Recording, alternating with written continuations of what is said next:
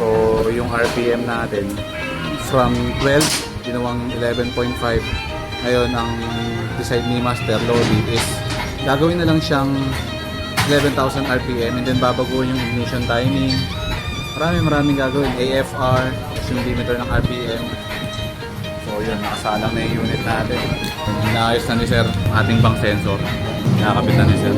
Wala kasi tayong bank sensor na nakakabit dito. So kinabit naman nila Sir doon sa lagayan ng auto sensor. Alright, start na. Mapasaan na ni Master Lodi.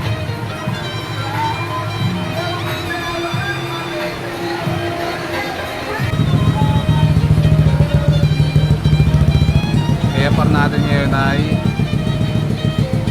safe pa. 12 sa idle. Titingnan muna ni Master yung parameters.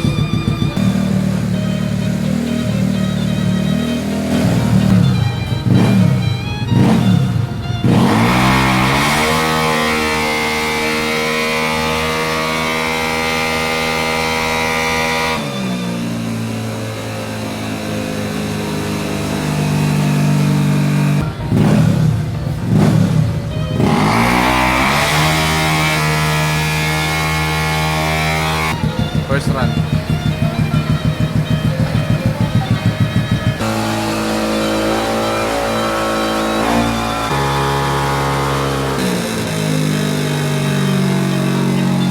Tatampak to.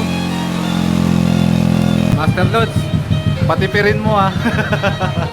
Tipid na malakas. Oh.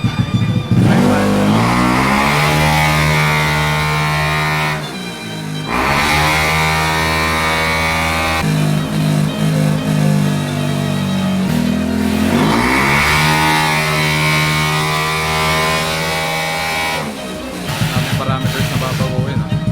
Ayan yung mga binabago mga paps. Program ng ECU natin. Every detail ng ating ECU, reading ng AFR, talagang mabusisi na tono ni Master Lods para yan sa nababagay sa ating set.